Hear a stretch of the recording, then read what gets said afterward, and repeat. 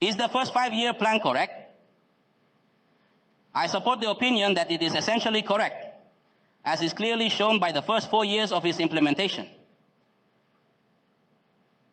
True, there have been mistakes, but this is hardly avoidable because we lack experience.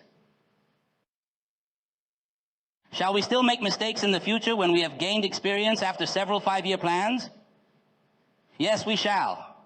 One can never acquire enough experience.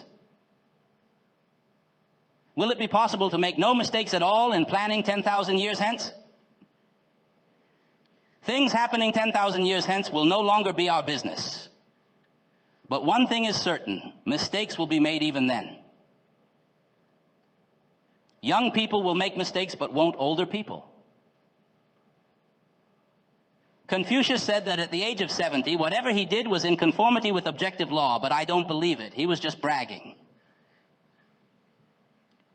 Some of the construction projects above the norm in our first 5-year plan have been designed for us by the Soviet Union, but most of them have been of our own designing. Do you think the Chinese are incompetent? Why, we are competent too. However, it must be admitted that we are still not so competent, for we cannot as yet design some of the projects ourselves. There has been a problem in our construction in the last few years.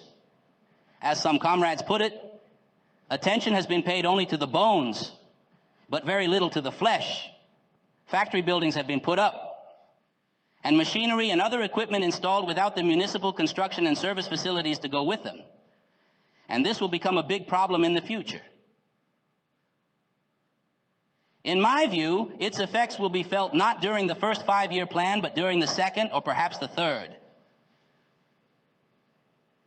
As to whether the first 5-year plan is correct, we can draw a partial conclusion now and another one next year.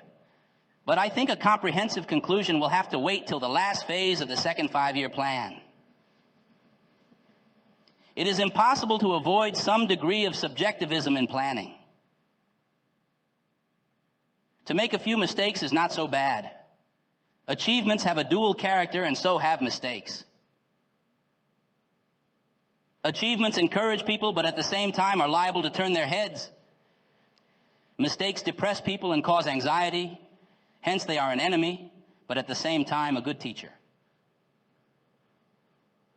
On the whole, nothing seriously or fundamentally wrong has been found in the first 5-year plan so far. We must protect the enthusiasm of the cadres and the masses and not pour cold water on them. Once, some people did pour cold water on the socialist transformation of agriculture.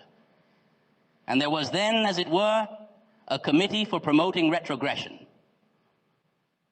We pointed out later that it was not right to pour cold water, so we countered with a committee for promoting progress.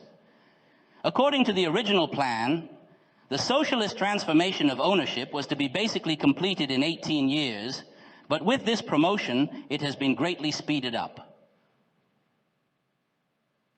The draft program for agricultural development stipulates that higher stage agricultural cooperation should be completed in 1958.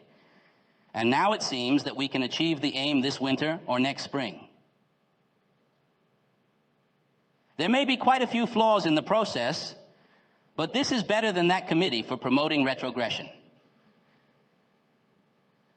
The peasants are pleased, and there has been an increase in agricultural production.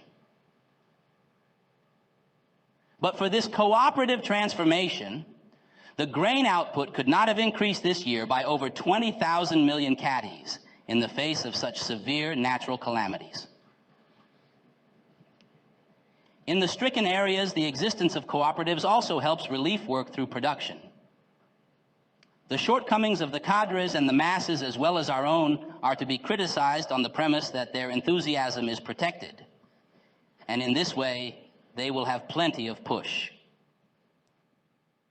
When the masses want something done, which is impossible for the time being, matters should be clearly explained to them, and this can certainly be done.